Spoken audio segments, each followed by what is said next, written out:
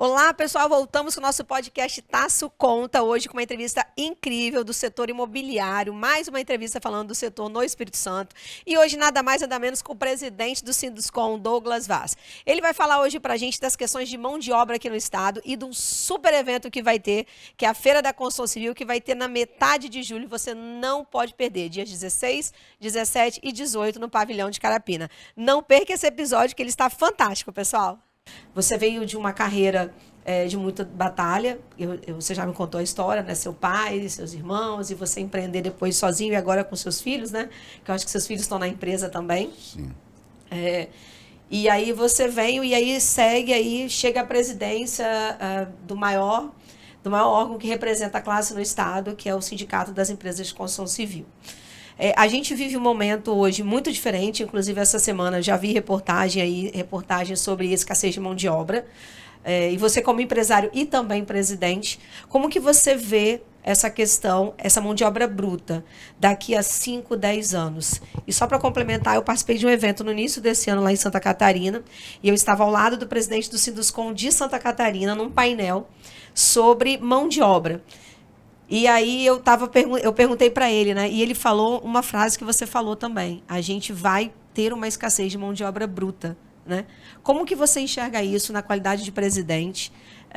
Que ações, aí aproveitando, que ações o Sinduscon pretende incentivar ou iniciar para alertar as empresas disso, a tomarem ações que possam minimizar esse efeito, porque isso vai aumentar o custo provavelmente, pelo menos no início. Sim. Para chegar no Sinduscon, ela foi trabalho, né, reconhecimento, que as pessoas tenham reconhecimento. Eu, com 22 anos de idade, eu já atuava no Sindimóveis, que é o Sindicato dos Corretores de Imóveis. Eu cheguei a ser diretor, depois diretor tesoureiro, participei por umas 2 ou 3 décadas junto ao Conselho dos Corretores de Imóveis. Sempre eu fui atuante nos órgãos relacionados ao mercado imobiliário, e depois eu fui ser diretor de desenvolvimento urbano no Sinduscon. E fiquei 3 gestões como diretor de desenvolvimento urbano e meio ambiente. E após isso, aí fui para o desafio de ser presidente, né? As pessoas acharam que eu poderia ser presidente devido à dedicação e o conhecimento na área do mercado imobiliário. Eu sou uma pessoa que, quando eu pego alguma coisa para fazer, alguma demanda, eu não me sossego enquanto não chega no final, né?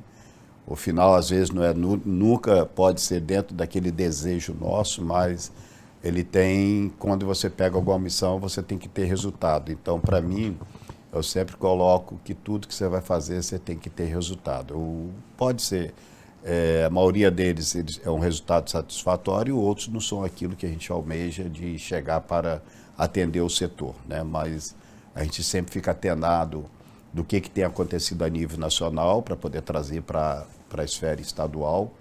Então, é uma coisa também que eu gosto de fazer. Eu gosto de estar atendendo, porque você trabalhar numa entidade como o Sinduscon de 90 anos, é uma responsabilidade muito grande. Então, nós estamos ali não só para poder ter uma cadeira, mas realmente para poder atender às demandas do setor, que não são poucas, são muitas, né? A gente enfrenta desafio de prefeituras de Grande Vitória, fora da Grande Vitória, sempre tem participado questões de plano diretor urbano, de orientação, questão de Ministério Público. Então, são várias frente à Assembleia Legislativa, mas o melhor de tudo, porque nós temos feito uma interlocução muito bom com todos os órgãos, todos os setores.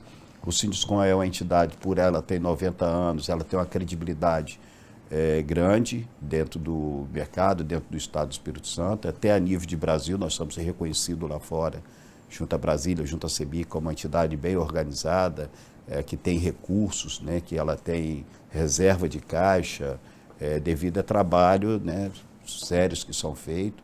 Os associados participam bastante, né, os associados do Sinduscon. Isso para a gente é bem gratificante, né?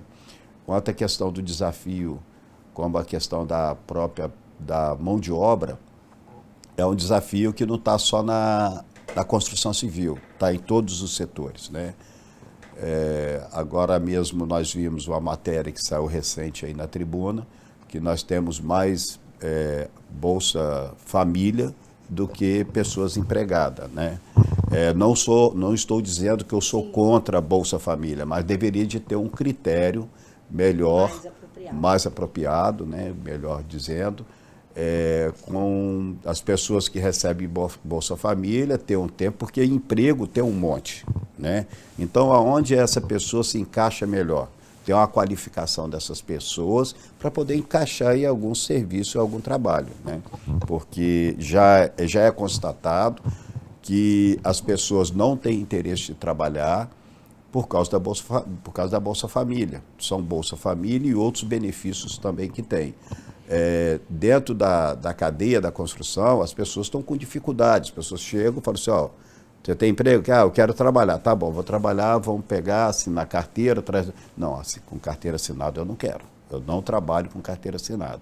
Então está desse tipo, desse jeito. Então, e a matéria que eu vi falava mais ou menos isso. As pessoas... Só que não dá para trabalhar de home office na construção, né? Não é só home office também. Né? Porque o pessoal não quer nem carteira assinada e não quer instalar. Mesmo no local de trabalho, não dá para você trabalhar assim, porque você tem a segurança, as empresas trabalham com segurança jurídica. Se você não tem segurança jurídica, não trabalha. Não faça, que é problema depois, né?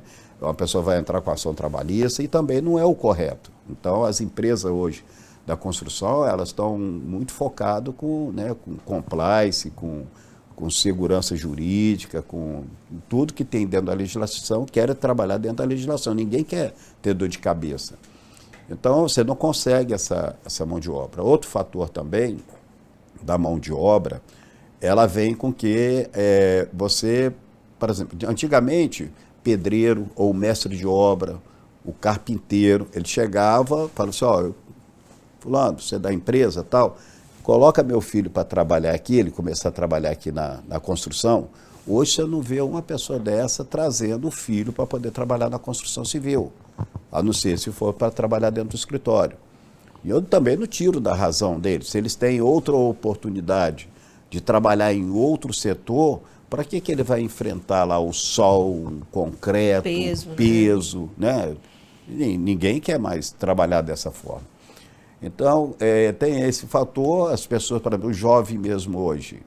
Você pega um jovem, é difícil você ver um jovem que dorme antes de meia-noite. Os jovens só dormem depois de meia-noite. Né? Eu sei, eu tenho uma filha jovem. Você tem uma filha jovem? Eu também tenho uma filha jovem. Eu passo na porta do quarto, filha, não vai dormir tarde. Passo de novo, tá lá, a luz acesa. Luz acesa, Instagram, não sei o quê, tal, conversando com o namorado e aquilo. Eu falo assim, não tem, você é a geração. Então, tem uma geração Z que está aí, que são diferentes. Na construção, já foi feita uma pesquisa, a faixa etária de idade que tem de 35 a 45, 50 anos. Sério? Você não tem menos de que 35. A maioria são tudo acima de 35. Os funcionários? Então, os funcionários no canteiro de obra. Realmente mudou mesmo. Dentro do canteiro. Então, tem mudado, você está sentindo falta. No Espírito Santo? No Brasil. Essa é uma pesquisa a nível de Brasil. É que eu vou muito nos canteiros, né? Estou aqui rememorando os canteiros que eu passo. São poucos jovens que você vê no canteiro de obra. Se entra, fica ou não fica uma semana. Entra uma semana, sai e tal, fica aquela rotatividade. As pessoas fixas mesmo. Só assim, de 35 para cima. De 35 para cima. Então, eu vejo o que tem. Primeiro, precisa industrializar mais a construção civil. Já vem industrializando, mas a gente tem que acelerar mais. Porque o tempo do crescimento da população no Brasil, naturalmente a construção aumenta, desde, por exemplo, 2024. Fica deficitária a moradia, 2024 teve um crescimento grande na área da construção civil, né, da construção, nas vendas, na produção. Aqui na região mesmo dentro do estado, aqui do Espírito Santo, nós estamos mais de 15 mil unidades em construção. O país cresce, tem necessidade, vai aumentando a Fora as procura. obras estruturais, né? Obras estruturais que têm Estrada. acontecido, né? Sim. Espírito Santo, então, você tem obra, o governo do estado com a conta equilibrada, tem obra para tudo quanto é canto. Região de Aracruz mesmo agora, com Metame. o Porto de Imetame, né? O Jorung, a antiga Jorung, que agora tem outro nome, que eu não me lembro o nome, mas a tendência de crescimento dessa região norte, de Linhares e tudo, são muitas obras. Então, se não pensar em industrializar e acelerar mais o processo de industrialização, usar mais inovação, tecnologia, vai ter problema. Por enquanto, nós estamos com dificuldade, nós não estamos com falta de mão de obra. Tem dificuldade, as obras têm tocado, mas com dificuldade.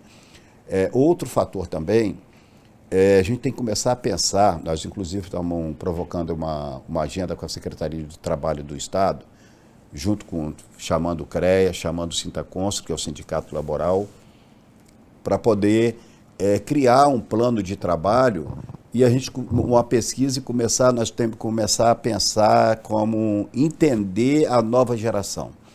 Como que colocar eles nessa mão de obra para poder também qualificar essas pessoas para ser uma coisa mais industrializada dentro do canteiro de obra, porque pegar no pesado mesmo, essa mão de obra vai sair. É o que tem, por exemplo, Estados Unidos. A mão de obra pesada dos Estados Unidos é o latino, né? São os latino-americanos, não é o... Algumas pessoas têm dito, alguns empresários falam em importar essa mão de obra, né? Tipo, porque a gente vive num continente que tem outros países ao nosso entorno que tem muito mais dificuldade que a gente e que estão migrando para cá. Então, eu tenho clientes fora do estado, né? Então, São Paulo, Minas, Bahia, e eles têm comentado sobre fazer uma importação dessa mão de obra. Eu já tenho clientes que têm angolanos trabalhando, que tem o pessoal de outros países trabalhando. E também muita gente que usa mão de obra carcerária, né? Que é uma mão de obra que você, além de fazer aquela questão social, para o apenado é bom que ele também reduz a pena. E segundo o que eu vejo muitos empresários usando, não tem problema, às vezes até menos do que os outros, porque se o cara vacilar, como diz, ele volta e de repente sai do regime semiaberto, tem os controles aí pela Secretaria da Justiça. Você acha que isso pode ser uma alternativa enquanto essa tecnologia não é só por ser cara? Por exemplo, eu tenho clientes que trabalham com steel frame, mas muita gente é contra, porque fala que é muito caro. Mas é mais rápido. Vocês vieram de uma missão China agora, né? Sim. Que eu acompanhei lá vocês, né? Alguns clientes meus estavam lá, e amigos. E eu fui para Singapura, num seminário de gestão ano passado. E, pô, é absurdo, né? Assim, você olha os tipos de prédios, as construções... E a gente tem como fazer aqui, só que a gente está muito atrasado nisso. Como que a gente poderia acelerar isso, Douglas? Eu tenho amigas contadoras que tiveram uma reunião recente agora, por exemplo, com o Roberto Justus, porque vai sair um hospital para trazer a fábrica para cá. O que está faltando para poder o Sinduscom, o Estado, fomentarem, incentivarem esse tipo de industrialização? Não dentro da obra, mas dentro do Estado, para que vocês, construtores, incorporadores, possam usufruir disso. Né? E a gente não passar tanto aperto, porque, matematicamente falando, a primeira coisa que vai acontecer vai ficar mais cara, como aconteceu com a engenharia. Você deve lembrar, na época da engenharia, faltava engenheiro, aí um pagava 6, outro pagava 12, aí quando veio a pandemia, baixou de novo. Mas chegou a ter CLT de 16 mil em carteira na época, né? Entre 8 a 16, uma disparidade muito grande. Então, a tendência, a primeira é encarecer, a segunda, uma empresa tirar funcionário do outro, que isso é realidade. A terceira é a terceirização, deles mesmos se organizarem, ou uma terceirização, uma quarteirização mal feita que gera risco, que você comentou, mas é uma possibilidade. E a quarta é trazer a parte industrial que você comentou. O que dificulta para o nosso estado trazer essas tecnologias hoje, que se usa já em outros estados? Por que a gente tem tanta restrição no estado? Tem esse paradigma de eu não gosto de drywall, eu não gosto de pré-moldado, eu não gosto de steel frame. O que você vê? Você tem 40 anos de mercado. Por que o Espírito Santo é assim? Tá. O Espírito Santo é assim que... não é só o Espírito Santo, vários estados são assim, né? Quanto à questão da mão de obra, inclusive nós mesmos lá dentro da empresa Navas, nós estamos com mão de obra, acho que umas 80 pessoas que são da Paraíba. Vieram da Paraíba porque não tinha mão de obra aqui. No Rondônia e Mato Grosso, nós temos mão de obra da Venezuela e da Bolívia. Oi, Né? tá vendo? Eu nem sabia. Tem Eu nem fora, sabia. tem pessoas de fora, porque ela está mais perto das divisas, então tem Mais essa fácil. facilidade de trazer, né? Roraima tem bastante mão de obra da Venezuela, né? Inclusive tem até um núcleo lá do Exército que cuida dessas pessoas para poder trazer, e tem disponibilidade até pessoas aqui do Espírito Santo para poder fazer contato lá com o núcleo que tem lá do Exército para poder trazer essas pessoas com a responsabilidade deles, né? Mas nós precisamos, a própria nossa mão de obra, a gente usar elas, porque você veja só, nós temos com mais Bolsa Família do que pessoas empregadas. Então tem mão de obra aqui dentro. Tem. Aí vem com a questão que você falou da tecnologia, com inovação, steel frame, né? E outros processos também construtivos que tem. O que acontece a pessoas não querer? É uma resistência do consumidor da questão cultural, mas isso já melhorou muito. Eu tenho um filho meu, que ele tem uma construtora, o Cal, que ele tem uma construtora Fox, que faz imóveis com steel frame, casas, né? São casas dentro de condomínio. Aí sempre a gente está conversando, ele falou assim, pai, eu já não tenho mais aquela resistência que tinha antes.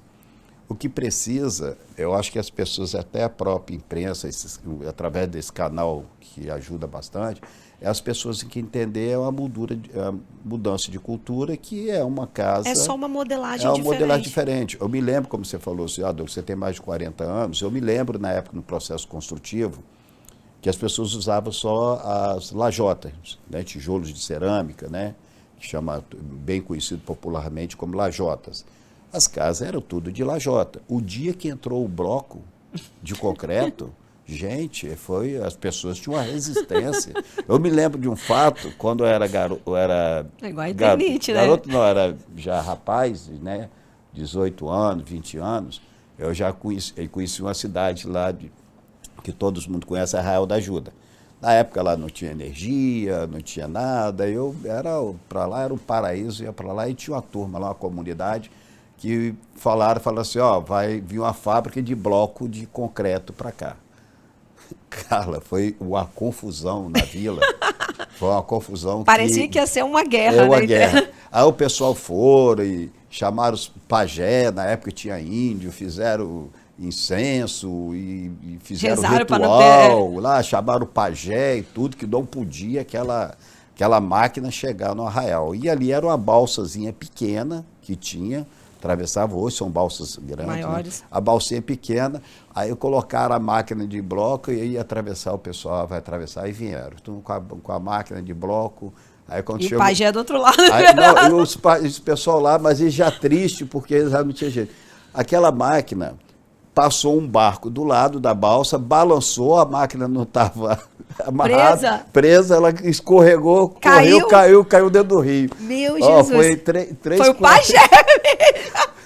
A que ponto a gente chega, tá vendo? 3, 4 dias de festa. É porque a máquina de bloco não ia ter mais bloco de concreto no arraial. Mas, assim, no início desses tipos de construção, steel frame e outras, né? Bloco, que eles falam que é isopor, caso de isopor, mas não é, né? Tem revestimento. Inclusive, já foi constatado que muita tem gente muito não usa mais madeira, usa resistência. PVC. Parece madeira. A gente olha, é madeira, não é PVC. Não tem. Estados Unidos mesmo, você vê, né? As construções todas e tudo é funcional. Eu acho que é a cultura do povo que tem que mudar. Então, acho que tem que ter uma campanha começando a falar muito sobre esse Legal. produto. A gente vê muito isso nos vídeos do TikTok, do YouTube. Muitas empresas, como a do seu filho, vendendo já essas casas nessa modalidade. E a propaganda já assim, você quer comprar uma casa de não sei quantos mil? Está ela pronta com 45 dias? Isso aí. Então, você não tem desperdício. Mas eu vejo muita gente fazendo propaganda hoje. Ecologicamente é correto. Você não tem desperdício de material, tempo, porque o tempo você acha manutenção que é cara, provavelmente mais barata. Mas não é cara, porque você ganha na questão da mão de obra, né? Você tem uma mão de obra, você tem rapidez, né? Porque hoje as pessoas querem as coisas também com muita rapidez. Depois do celular, você pega ali, você tem tudo ali na hora ali. Você quer até uma petição, você quer não sei o que, vai no chat, já teve tudo na hora. Já está tudo ali, né? Tudo ali. as pessoas querem com muita rapidez. Então, esse processo construtivo aí de inovação é a solução que tem para poder ajudar. Bem, Douglas, a gente está chegando no fim, muito bom, né? Falamos sobre mão de obra, sobre tecnologia, sobre a visão dele como empresário, como presidente do Sinduscon. E assim, o que você deixa de recado, né, para os construtores que estão começando agora, primeiro, e depois para os consumidores, né, desse trabalho que vocês estão fazendo lá no Sinduscon, e desse evento que nós vamos ter no mês de julho. Queria que você falasse um pouquinho do evento também, convidasse as pessoas para participarem. O que a gente pode esperar desse evento que vai ter agora no meio do mês?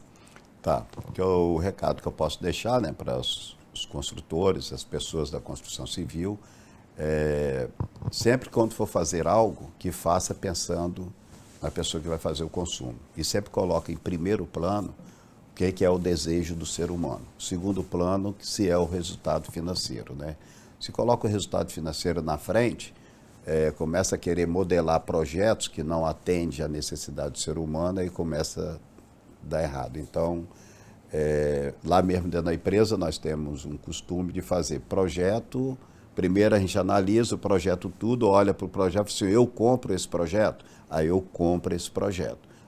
Tá bom, então vamos dar continuidade nele, porque se eu compro, porque é bom, então nós vamos botar ele no mercado. E depois começa a gerar as questões das viabilidades para poder, se a conta fecha, né?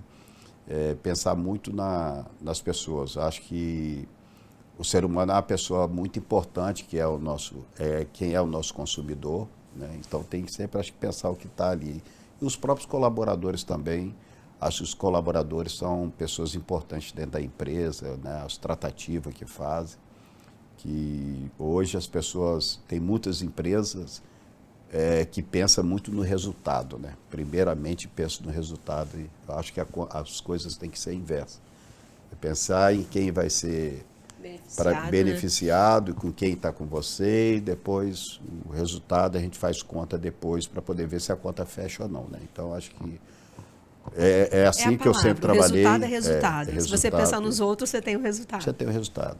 Quanto à questão da feira, a feira é 16, 17 e 18 de julho, né? Ela começa às 14 horas, vai até às 21 horas. E estacionamento é grátis, você não paga estacionamento. Nós temos painéis já confirmados de bairros planejados e sustentáveis, que vão ter palestrantes de São Paulo, pessoal que fala sobre como você estruturar uma cidade inteligente. Acho que esse tipo de painel no Espírito Santo é o primeiro, que nunca teve essa abordagem aqui dentro do Estado, porque nós não temos uma cidade inteligente ainda aqui dentro, e vem falar das oportunidades que o Espírito Santo é um momento propício para isto, né? É uma cidade que está crescendo, acho que precisa colocar inovações, bairros com novas inovações, tecnologia. Aqui vai ter novos produtos, Douglas? Vai ter stand com venda de produto, possibilidade de novas tecnologias, vai ter essa parte também? Sim, nós temos casas conectadas, que vai ter um chalé todo conectado lá, a empresa que apresentou o ano passado está voltando esse ano. Tivemos, todas as empresas que tiveram o ano passado vão estar presentes, inclusive com estandes maiores, né? Isso demonstra credibilidade. Nós estávamos com 70, 80 estandes no ano passado, nós temos já a previsão para chegar a 120 estandes esse ano, já está aumentando esse número. É no pavilhão, né? É no pavilhão de Carapina. Temos aí também apoio e participação do CREA, da FINDES, da DERES, do SEBRAE, né, do BANDES. Legal. Então tem órgãos importantes que estão envolvidos, Caixa Econômica Federal, né, então Sicob. Então é um evento que ele já pegou o ano passado e esse ano ele já nasce maior ainda do que o ano passado, né? Além esse palestrante, esse painel que tem um painel com a Anastácia, que é o ministro do Tribunal de Contas da União. Ele vem com um painel falar sobre segurança jurídica na construção civil, ele com o Dr. Francisco Berdeal, procurador-geral do Estado. É um painel que tem ele também. Legal também. Nós vamos tema atual, né? Nós vamos ter um painel que você foi convidada, né, Carla? De reforma, vou estar lá. Da reforma tributária, que é o deputado federal, né, que é o... Como é que é o nome dele, gente? Falhou a memória aqui agora, né? Ele foi um dos relatores, né? Que foi um dos relatores da reforma tributária, né? E ele vem, é o Lopes, sobrenome de Lopes, e ele vem com painel para poder falar tudo sobre a reforma tributária. Ele foi o relator e está o Reginaldo Lopes, né, um deputado federal de Minas Gerais. Ele vem com painel junto com você, dividindo esse painel com você, para poder falar sobre a reforma tributária, falar como que a gente tem que estar preparado para poder receber essa nova reforma tributária. Nós achamos esse painel super importante, Carlos. Você tem falado de vez em quando sobre a reforma tributária, porque... Vou estar na Comac também esse final de semana, falando para o pessoal de material de construção. Isso. É um tema novo, não é tão novo, mas tem muitos contadores e muitas pessoas dentro das empresas, dentro da área fiscal, que não estão atenados para isso, porque nós vamos ter um espaço muito curto para poder se preparar, porque setembro é o prazo que eles dizem que termina. 1º de julho começam os testes das notas. Isso. Outubro, o sistema, a gente já tem, o governo lançou o edital, 500 empresas se inscreveram para participar dos testes. Outubro fica pronto, janeiro já começa, e aí o sistema tem que estar todo preparado. A gente tem 6 meses. Pois é, 6 meses para poder fazer o teste. Mas só que algumas resoluções não saíram ainda. Ainda não. O governo está um pouco atrasado. O governo está atrasado, mas essas resoluções, até o Reginaldo vai trazer esse tema, o Reginaldo Lopes, que elas ficam prontas em setembro. Se você tem essa resolução, vai sair em setembro ainda, como é que você vai calibrar o seu sistema? Como é que vai sair o seu software? Como é que você vai preparar a sua empresa para poder fazer sua parte fiscal, todinho? Então tem setembro... naturalmente, quando eu falo setembro, outubro, novembro, 3 meses. Como é que você consegue organizar isso? Então, é um painel bem importante para as pessoas estar participando, para poder organizar a sua empresa e estar preparado. Porque eu não tenho visto as empresas comentando dentro dos seus setores sobre a reforma tributária. É porque eles acham que não vai pegar. Não vai pegar. E outra coisa, as pessoas que têm que Mal do brasileiro, né? E mais importante ainda, os planejamentos, as viabilidades que você roda, você tem que rodar de acordo com o que vai vir. Que vai vir em 2026, 2027, que todos os projetos que são até lançados este ano, que vai para poder fazer recolhimento o ano que vem, depois de 2027, já 2028, começa a modificar. Começa a modificar, então as pessoas têm que estar atenadas para isso. Então nós achamos esse painel bastante importante, por isso nós trouxemos o Reginaldo Lopes para poder falar do tema. Muito bom, Douglas. Mais uma vez, muito obrigado. Gente, então, para vocês aí, consumidores, construtores, incorporadores, não deixem de participar da feira. Então, já está chegando, gente, daqui a 15 dias, né? Então, participem, vão lá, né? Vejam as novas tecnologias, participem dos painéis, que com certeza o Sinduscom vai estar fazendo um excelente evento. No mais, gente, queria agradecer ao Douglas e, assim, muito obrigado pela sua participação, acho que foi de grande valia. Não deixe de seguir a gente nas redes sociais, né? O nosso podcast está no Instagram, no Facebook, está no TikTok, no YouTube, e acompanhe a gente aí que a gente está trazendo muita novidade. E falando em reforma, já deixo um recado e uma surpresa, tá? Em julho, a Tasso vai lançar a mentoria da reforma tributária para o setor imobiliário, uma mentoria para preparar a sua empresa para receber essa reforma tributária já a partir de janeiro. Nós vamos estar lançando o nosso evento dia 1 e 2 de julho, que o Sinduscom também está apoiando, agradeço o seu apoio na divulgação. E já vocês vão ter mais informações sobre essa mentoria. Não pode deixar para a última hora, gente.